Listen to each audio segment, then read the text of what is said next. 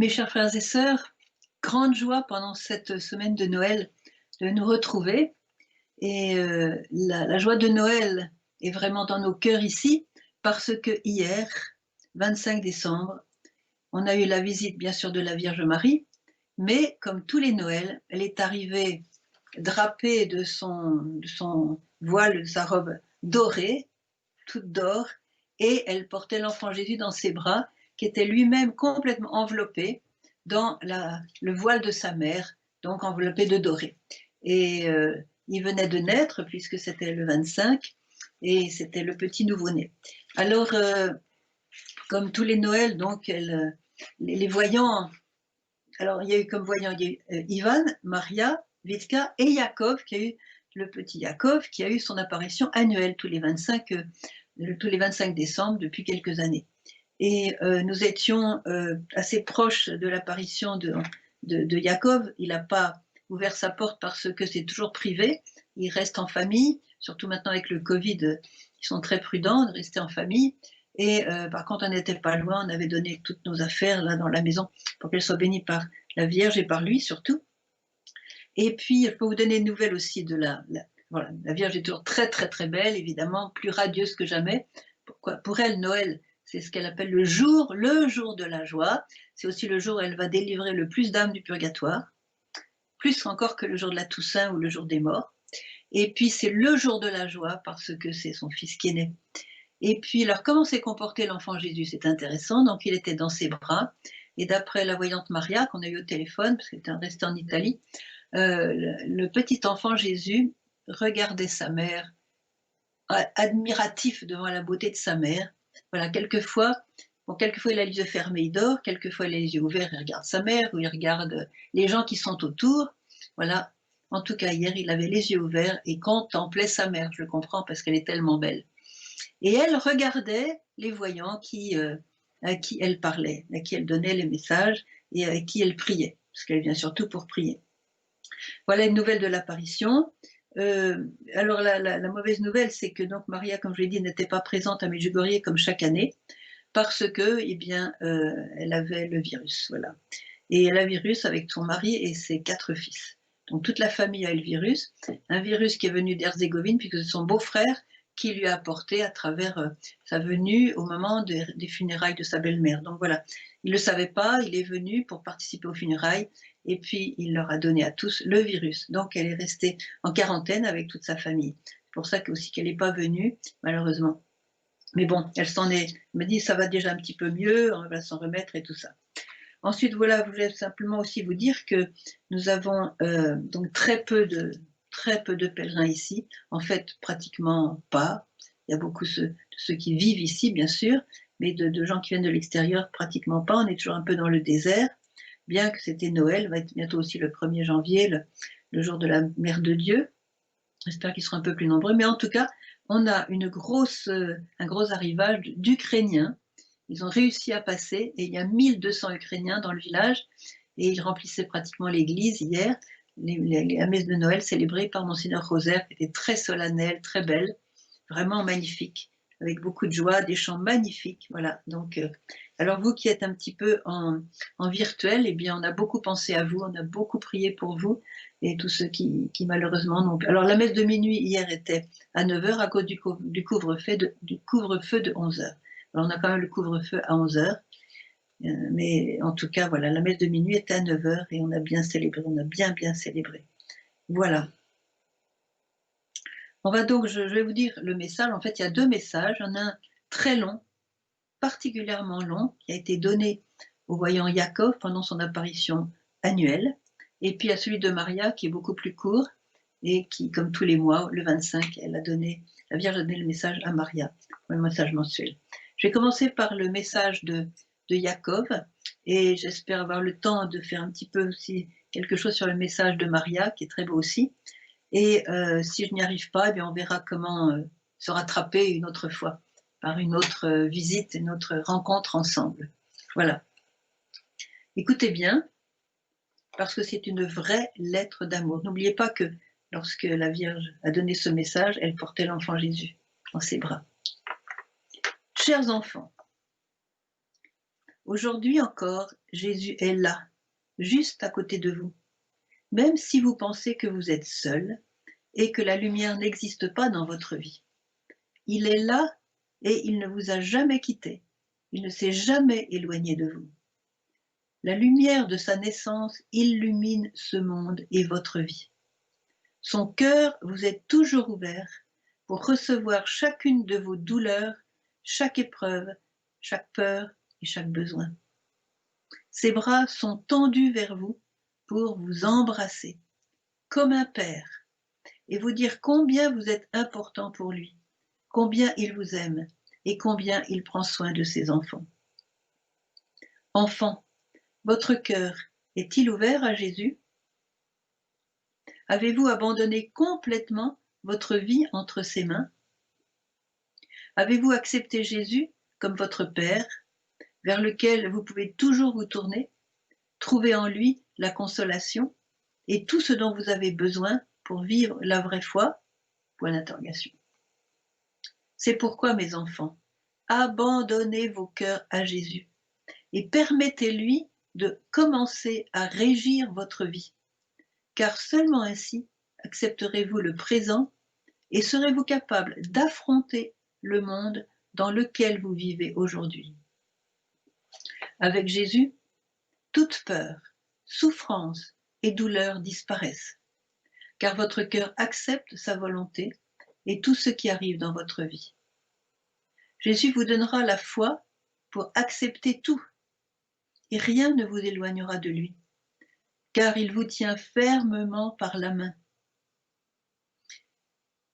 Il ne permet pas que vous vous éloigniez, ni que vous pensiez, ni que vous perdiez dans les moments difficiles, car il est devenu le Seigneur de votre vie. Je vous bénis de ma bénédiction maternelle. Voilà donc le message de Jacob. Je vais simplement lire celui de Maria, mais je vais surtout commenter celui de Jacob qui est, comme vous voyez, très très riche. Alors voilà celui reçu par Maria, qui est en fait le message mensuel. Chers enfants, je vous amène le petit Jésus qui vous apporte la paix, lui qui est le passé, le présent et le futur de votre existence. Petits enfants, ne permettez pas que votre foi et votre espérance en un avenir ne permettez pas que votre foi et votre espérance en un avenir meilleur s'éteignent, car vous êtes choisis pour être témoins de l'espérance en toute situation. C'est pour cela que je suis ici avec Jésus, afin qu'il vous bénisse de sa paix. Merci d'avoir répondu à mon appel. Comme vous l'avez remarqué, c'est une vraie lettre d'amour. Moi, j'ai regardé ce message comme en fait une lettre d'amour de l'enfant Jésus, mais comme il est muet parce qu'il est nouveau-né, un nouveau-né ne parle pas, eh bien, je dirais, il a donné à sa mère le rôle de vous parler, de vous faire cette lettre d'amour, déclaration d'amour. C'est une déclaration d'amour extraordinaire, ce message. Et c'est la Vierge qui nous transmet cette déclaration d'amour de Jésus, notre Maître, notre Seigneur. Alors, aujourd'hui, Jésus est là, juste à côté de nous. C'est incroyable quand on est à Medjugorje de penser qu'à quelques mètres de nous, Jésus vient comme un petit nouveau-né.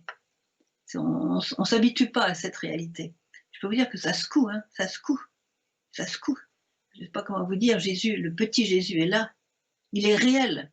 Alors on fait des crèches, on met des petits lumignons, on met des petites lampes, des petites lanternes, on met des petits ânes, des petits bœufs, des petits moutons, des petits bergers, des petits, voilà, on met toute une scène et voilà. Et puis en fait, pour beaucoup de personnes, Jésus reste des petites statues de plâtre ou de pierre ou de terre cuite, ou voilà, avec toute la beauté évidemment des traditions locales de différentes régions de France ou d'ailleurs.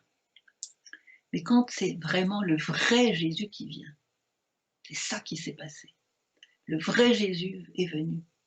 Alors je me souviens d'une parole quand le père Daniel Ange est venu ici à Medjugorje pour la première fois. Il disait, mais les voyants, ce sont les seuls normaux ici. Ce sont les seuls normaux. Parce que nous, on ne voit rien, mais il y a une réalité qu'on ne voit pas. Et c'est nous qui sommes anormaux.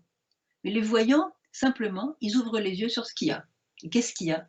La présence continuelle de Jésus, de Marie, des anges, des saints avec nous, du Père, évidemment. Sauf le Père ne se voit pas. Voilà. Donc, voilà. Jésus est là, il a dit, juste à côté de vous. Vous voyez, elle voulait vraiment donner ce sens qu'il est complètement réel. Les voyants peuvent le toucher. Ils peuvent toucher la robe de Marie, ils peuvent toucher Marie. Elle vient les embrasser, la plupart d'entre eux, le jour de leur anniversaire. C'est complètement réel, tangible. Vous voyez, ils viennent avec leur corps glorieux évidemment, mais tangible. Ils viennent avec le corps que nous, on aura quand on sera au ciel. Voilà. Donc c'est déjà la préfiguration de notre futur, notre avenir éternel. Alors ça se coupe parce qu'on est dans un monde tellement matérialisé, tellement faut toucher, tout entendre, voir, toucher, voilà, dans les cinq sens. Voilà, j'ai rien contre les cinq sens, c'est bien, c'est des dons de Dieu. Mais on est quelquefois, je dirais, enfermé, comme en prison dans nos sens, et on oublie la réalité. Nous sommes aveugles et sourds, nous sommes aveugles et sourds à cette réalité tangible de la présence du ciel au milieu de nous. Alors elle dit, voilà, il est là juste à côté de vous, même si vous pensez que vous êtes seul. C'est ça le grand drame. On pense qu'on est seul. On se sent seul. Vous voyez, ça c'est le manque de foi. Parce que la foi nous fait voir ce qui existe, mais qu'on ne peut pas toucher. Vous voyez. Alors, vous pensez que vous êtes seul et que la lumière n'existe pas dans votre vie. Mais oui. On a des bandeaux sur les yeux et on pense que la lumière n'existe pas. C'est comme quelqu'un qui serait en plein soleil sur une plage, par exemple, voilà, des plages très illuminées. Eh bien, si on lui met une cagoule bien étanche, je veux dire, moi, quelle ténèbres ici, c'est incroyable, on ne voit rien du tout, c'est quelle ténèbres. Alors, il y a une grande lumière, mais il ne voit pas, parce qu'il a la cagoule. Voilà, il faut retirer la cagoule, c'est ça, c'est surtout ça. Parce que la lumière, elle existe dans notre vie. La lumière existe, chers frères et sœurs. Elle existe. Dieu existe. C'est un des premiers mots de Marie ici, dans un pays communiste qui niait l'existence de Dieu. Elle a trouvé le moyen de dire « Je suis venue vous dire que Dieu existe ». C'est je ne sais pas le deuxième ou troisième jour qu'elle a dit ça, peut-être le deuxième. Il est là, elle a répété, il est là et il ne vous a jamais quitté et ne s'est jamais éloigné de vous. Quelquefois, on se dit, bon, ben, quand j'étais petit, je croyais en Dieu, maintenant, bon, ben, j'ai fait des bêtises, maintenant, Dieu m'a quitté, je suis sur une mauvaise voie, comment je vais me rattraper, c'est un peu difficile, voilà, non, Dieu ne nous a jamais quittés, il s'est jamais éloigné de nous, c'est comme un père, voilà. Alors là, c'est très beau parce que voir les Noëls, quand on va dans les magasins avant Noël, c'est l'horreur. Pourtant, ils essayent de faire tout beau, tout lumineux, plein de petites lumières partout, beaucoup de publicité, des nouveautés, etc. Et moi, ça me donne une tristesse parce qu'il y a tout sauf Jésus. Il y a tout sauf Jésus. C'est son anniversaire, c'est l'anniversaire de sa naissance. Et où est-ce qu'il est? On fête, alors on a une bonne nourriture, on a des beaux vêtements, on essaye de...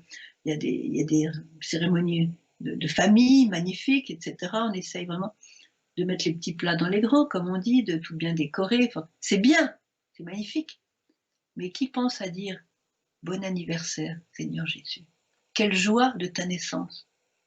Quand on a l'anniversaire de quelqu'un, on fait des compliments. Je suis tellement content que le Seigneur t'ait créé. Je suis content que tu sois au milieu de nous, que tu sois né, que tu... Voilà.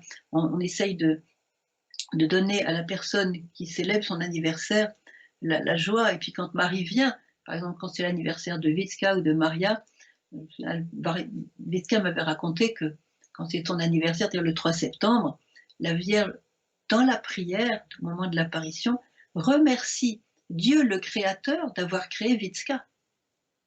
Et elle est émerveillée devant cette créature, pas parce qu'elle est voyante, parce qu'elle est vraiment très spéciale, mais parce que c'est une créature de Dieu. C'est une merveille parce qu'elle a été créée par Dieu à son image et à sa ressemblance, voyez. C'est ça la lumière, on a tous cette lumière, on porte tous au fond cette lumière, mais qu'est-ce qu'on a mis par-dessus? Notre manque de foi, nos aveuglements, nos péchés qui n'ont pas été confessés, qui font une belle couche de ténèbres, voyez. une belle enveloppe de ténèbres et comme cette cagoule qui nous empêche de voir la lumière. Voilà. Mais la lumière de sa naissance, voilà, illumine ce monde et votre vie. Alors il faut maintenant se concentrer. On a 8 jours en fait pour célébrer la. On a disons 7 jours pour célébrer Noël, parce que chaque jour de la semaine qui suit Noël est comme un nouveau Noël. C'est comme si on avait 7 fois le 25 décembre. Alors profitez-en. 7 fois le 25 décembre pour célébrer et dire au petit Jésus, bon anniversaire. Et pour ton anniversaire, qu'est-ce que tu veux que je te donne? Alors là, dans sa lettre d'amour, il nous donne plein d'idées. Son cœur est toujours ouvert pour recevoir chacune de vos douleurs et chaque épreuve, peur et besoin. Alors là, je crois qu'il va avoir son paquet. Parce que si Marie nous dit que son cœur est ouvert pour accepter, recevoir tout ça, nos douleurs, on en a pas mal. Nos épreuves, on en a plus que d'habitude. Nos peurs, malheureusement, la peur s'est répandue dans le monde. Oui. Et nos besoins. Comme on a peur, on a plus de besoins. Comme on est dans la douleur et l'épreuve, on a plus de besoins que d'habitude. Alors, qu'est-ce que fait Jésus? Son cœur est ouvert pour tout ça. Voyez, il est prêt à tout recevoir, il suffit de lui confier. Il suffit de lui confier.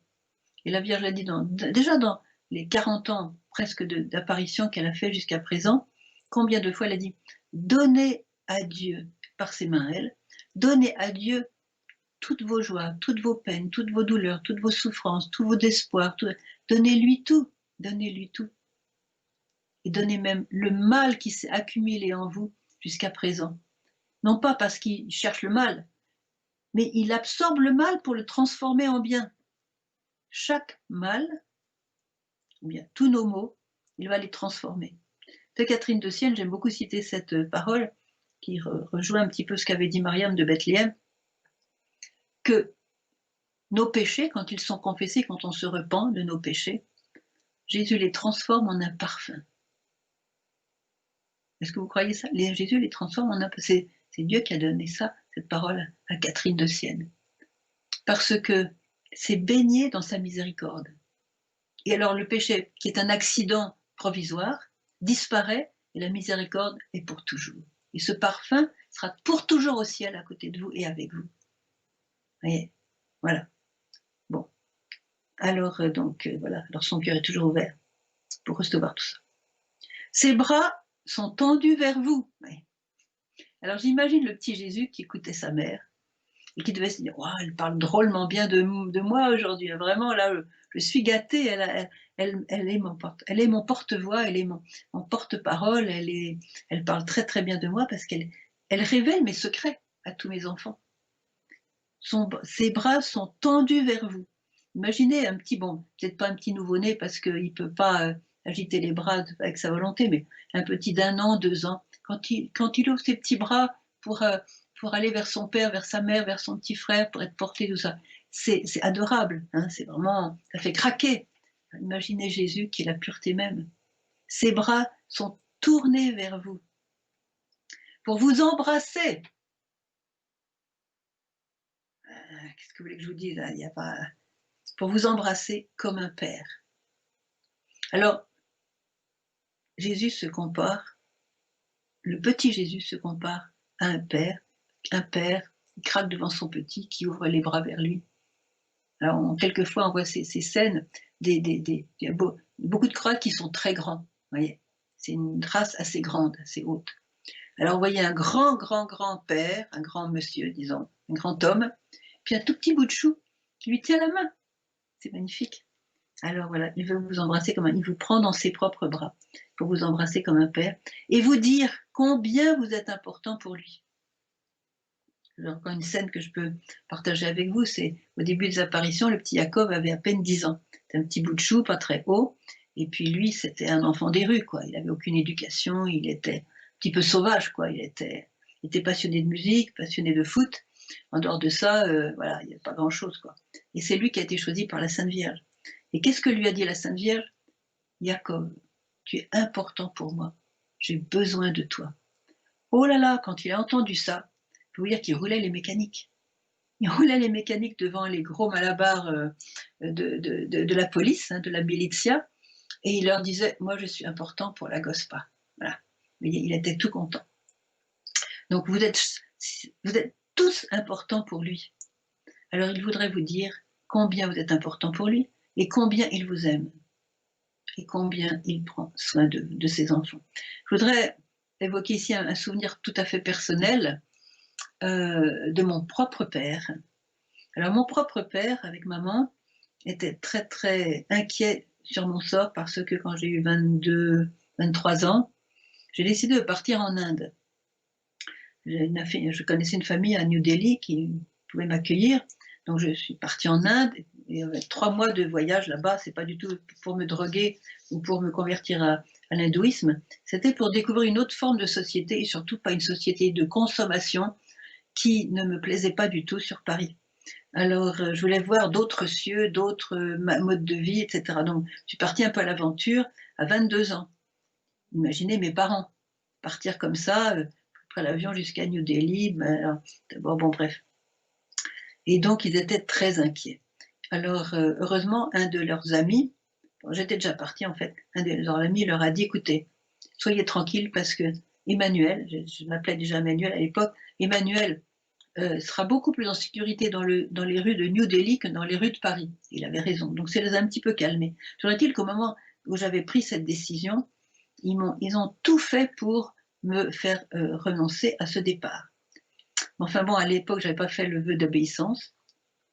J'avais 22 ans, j'avais besoin de voir d'autres cieux, d'autres terres, d'autres. Voilà, j'étais un petit peu une aventurière, peut-être à ce moment-là, d'ailleurs, ça ne m'a pas quittée. Et puis, et puis, et le jour de mon départ, mon père m'a invité dans sa chambre, il m'a donné de l'argent. Il m'a dit: «Écoute, si jamais tu avais un problème de santé, voilà, comme ça tu pourras te débrouiller». Et ça m'a énormément touchée, parce qu'il n'était pas content que je parte, il était opposé à ce départ, mais comme il a vu que je partais quand même, eh bien, il a fait en sorte que, que cette décision soit la meilleure possible pour moi. Eh ben, Dieu le Père, c'est pareil.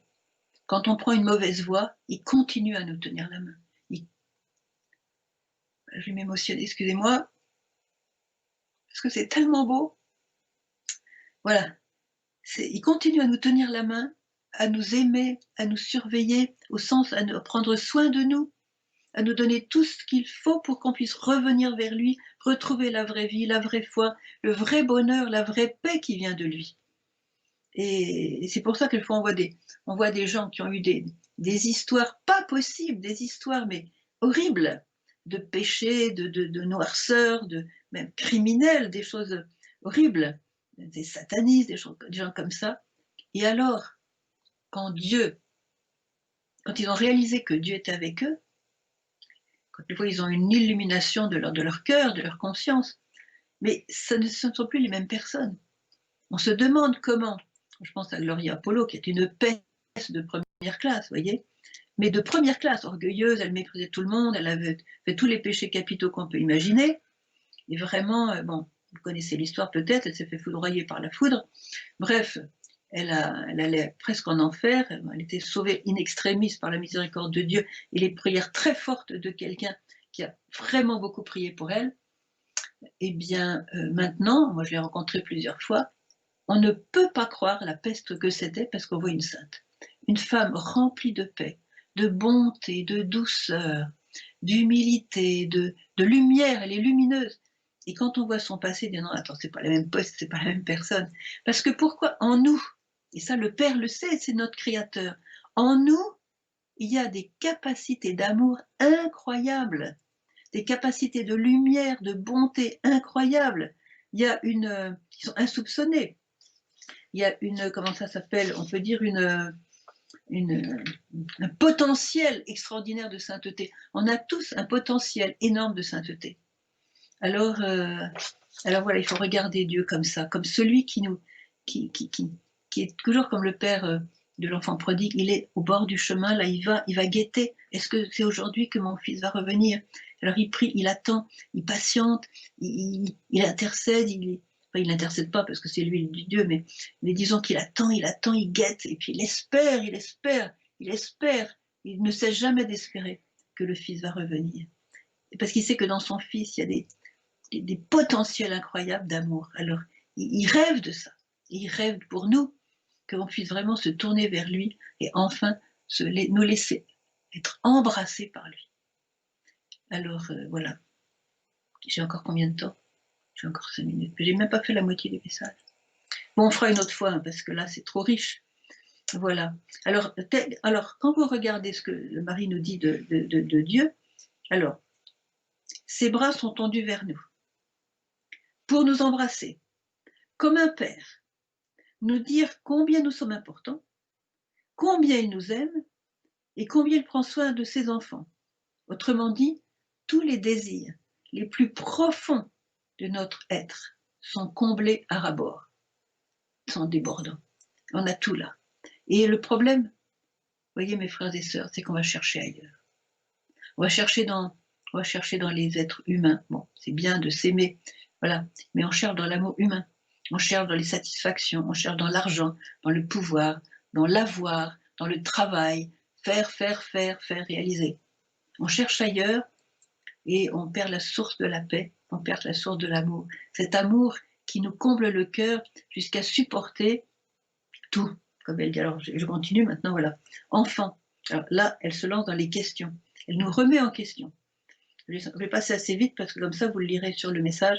Enfant, votre cœur est-il ouvert à Jésus? À vous de répondre. Avez-vous abandonné complètement votre vie entre ses mains? Avez-vous accepté Jésus comme votre Père, vers lequel vous pouvez toujours vous tourner et trouver en lui la consolation et tout ce dont vous avez besoin pour vivre la vraie foi? Alors, il y en a qui ont été étonnés que Marie nous dit « Avez-vous accepté Jésus comme votre Père ?» Mais c'est l'Évangile. Jésus lui-même l'a dit. « Philippe, ne crois-tu pas que je suis dans le Père et que le Père est en moi? Qui me voit, voit le Père. » Ils sont tellement unis que, vous voyez, l'un et l'autre, voilà. Ils sont tellement unis. Sans monter que Jésus a des entrailles de père aussi. Il a des entrailles d'époux, il a des entrailles d'enfants, d'époux, de frères et de pères, et puis évidemment des entrailles divines. Voilà. On peut toujours se tourner vers Jésus et trouver en lui quoi? La consolation. Est-ce que vous n'avez pas tous besoin de consolation? Moi, mais moi j'avoue que j'ai besoin de consolation. Mais où est-ce que je vais la trouver, la consolation? Dans celui qui est riche en consolation. Il ne faut pas se tromper d'adresse. Hein. Il ne faut pas se tromper d'adresse pour trouver la consolation. Voilà. Il ne faut pas chercher ailleurs. Est-ce que c'est lui qui va nous donner, Marie nous dit, tout ce dont nous avons besoin pour vivre la vraie foi? Alors, là, attention. C'est pourquoi, mes enfants, abandonnez vos cœurs à Dieu. Pardon, abandonnez vos cœurs à Jésus. Abandonnez vos cœurs à Jésus. Et permettez-lui de commencer à régir votre vie, c'est-à-dire être tellement votre roi que c'est lui qui régit votre vie. Il y a une différence entre régner dans votre vie et régir votre vie. Elle a dit régir votre vie. On a très bien vérifié dans le croate. Car seulement ainsi accepterez-vous le présent. Et le présent, c'est un petit peu un message subliminal parce qu'elle sait bien que notre présent n'est pas rose aujourd'hui. Loin de là. Donc elle nous dit vous aurez comme ça la possibilité d'accepter le présent et vous serez capable d'affronter, encore une parole un peu subliminale, enfin, lit entre les lignes, disons, vous serez capable d'affronter le monde dans lequel vous vivez aujourd'hui. Le monde dans lequel nous vivons aujourd'hui, c'est quoi? Eh bien, regardez autour de vous. Pas besoin de vous faire un dessin. Je pense à Saint-Étienne, qui est toujours le lendemain de Noël, donc 26 décembre, comme aujourd'hui. Lui, il n'a pas eu peur de dire la vérité. Il n'a pas fait de compromis avec la vérité, avec l'évangile, enfin, l'évangile qu'il connaissait par les apôtres, puisqu'il était diacre. Et donc, il était passionné de Jésus, il avait vraiment donné sa vie à Jésus.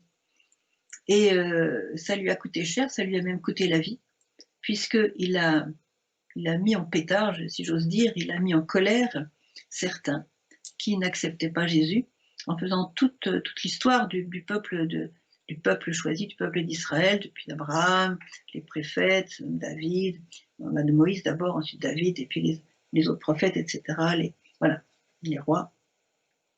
David, eh bien, ils étaient tellement en colère qu'ils l'ont supprimé par lapidation. Eh bien, est-ce que vous croyez qu'au moment de l'épreuve, saint Étienne a dit: «Écoutez, excusez-moi, j'ai dit ça, mais en fait, je le pense pas vraiment parce que vraiment, c'est vrai que j'étais un petit peu raide dans mes paroles, un petit peu trop, voilà, trop voilà, et donc non, non, non, mais finalement Jésus, bon, il est bien gentil, mais enfin bon, on peut très bien vivre sans lui, alors laissez-moi tranquille, hein». Il aurait très bien pu faire ça. Et qu'est-ce qui s'est passé? Il a accepté la il a accepté une mort horrible, hein, imaginez. On ne ferait pas ça à un chien de lancer des pierres jusqu'à la mort, jusqu'à ce que quelqu'un soit tellement ensanglanté, blessé, heurté, qu'il en vient à agoniser et à mourir. Ça ne se fait pas en une minute, la lapidation, hein. C'est une mort lente, terrible. Eh bien, le brave saint Paul, enfin le brave Saul de l'époque, lui, il regardait ça, il était d'accord avec ce qui se passait. Vous voyez qui Jésus prend, un homme d'une cruauté, de contempler ce spectacle de mise à mort d'un homme qui, il avait quand même bien compris que c'était un saint, cet Étienne. Il avait bien compris que c'était pas un criminel, vous voyez. Eh bien, voilà, il était là, il regardait. Vous voyez, et c'est une personne comme ça que Dieu a choisi pour porter la lumière de l'évangile aux nations. D'abord à Israël et ensuite aux nations. Vous voyez. Et Étienne, lui, qu'il était pur, c'était un diacre, il avait été choisi par les apôtres, hein, eh bien, il s'est pas démonté. Et au moment de la mort, c'est magnifique, Jésus lui tenait la main. Jésus était avec lui. Jésus était, comment dire, il était complètement avec lui puisqu'il l'a vu. Vous voyez, la joie des martyrs. Attention, hein, je ne vais pas dire que pour avoir la joie, il faut être martyr, hein, mais il y a des martyrs blancs, des martyrs de, il y a des personnes qui, à cause de leur mariage raté, de leur mariage difficile, se rendent compte que tous les jours, ils vont devoir être éprouvés par quelqu'un d'autre qui leur rend la vie très, très difficile, ou des enfants qui posent des problèmes très, très difficiles, des blessures du cœur, des blessures de l'âme, des blessures, voilà. Il y a quelquefois des martyrs comme ça, qui durent quelquefois 20, 30, 40 ans, hein. Et il y a des martyrs rouges de sang, voilà, comme saint Étienne, et comme beaucoup de martyrs que célèbre l'Église depuis qu'ils ont martyrisé. Voilà.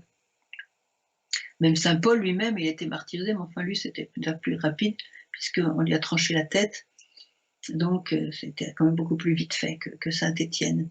Mais vous voyez, comme le Seigneur est complètement avec ceux qui sont complètement avec lui. Donc plus vous allez être avec lui, plus il sera avec vous, pas parce qu'il deviendra avec vous, mais il va être avec vous parce que il se manifestera à vous. Et comme Jésus s'est manifesté à saint Étienne, voilà, je vois le ciel ouvert, le Fils de l'homme assis dans la gloire, il a vu, et puis il a pardonné, voyez. Comment a-t-il fait pour pardonner alors qu'il était torturé à mort par ces gens-là, qui ricanaient, qui se réjouissaient de sa mort, de ses blessures, c'était d'un cynisme pas possible. Qu'est-ce qu'il a trouvé moyen de faire, saint Étienne? Ô Seigneur, ne leur impute pas ce péché. Waouh! Waouh! C'est magnifique! Mais c'est ça quand on appartient à Jésus, Jésus nous appartient, sa force nous appartient, son courage nous appartient, sa lumière nous appartient. Voyez? Et notre mort lui appartient. Parce qu'il a dit, je ne sais plus à quel mystique, je suis avec vous, voilà. Quand vous mourrez, je meurs avec vous. C'est-à-dire qu'il est complètement avec nous dans la mort. Je dis ça, dites à tous ceux qui sont âgés ou qui sont malades ou qui sont condamnés par la médecine à une mort prochaine, dites que Jésus est complètement avec vous au moment de la mort. Complètement. Il se révèle d'une manière unique. Je me souviens qu'il avait dit à sœur Faustine une fois que, au moment de la mort, je donne, c'est lui qui parle, je donne à l'âme plus de grâce que la totalité de toutes les grâces que j'ai données durant la vie de cette personne. Imaginez la grâce qu'on reçoit à ce moment-là. Voyez? Donc, il ne faut jamais désespérer de l'éternité de quelqu'un, parce que Jésus, je dirais une expression, excusez-moi l'expression, il met le paquet. Il met complètement le paquet. Toutes les grâces, pour qu'il désire tellement qu'on aille de son côté, c'est-à-dire dans la joie du ciel. Il désire tellement. C'est sûr qu'il y a l'ennemi qui travaille, l'ennemi qui essaye de nous tenter, l'ennemi, voilà, de récupérer ses billes, etc.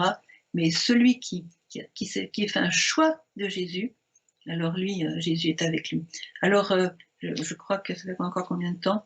J'ai déjà dépassé. J'avais fait combien de 5 temps? minutes de dépasser. Déjà 5 minutes de dépasser. Alors écoutez, pour ne pas brader cet extraordinaire message, on va tâcher de vous trouver un autre rendez-vous pour faire un autre direct dans les jours où, enfin prochainement, disons, je ne peux pas vous dire quand parce qu'il faut que je joue avec Yann et tout ça.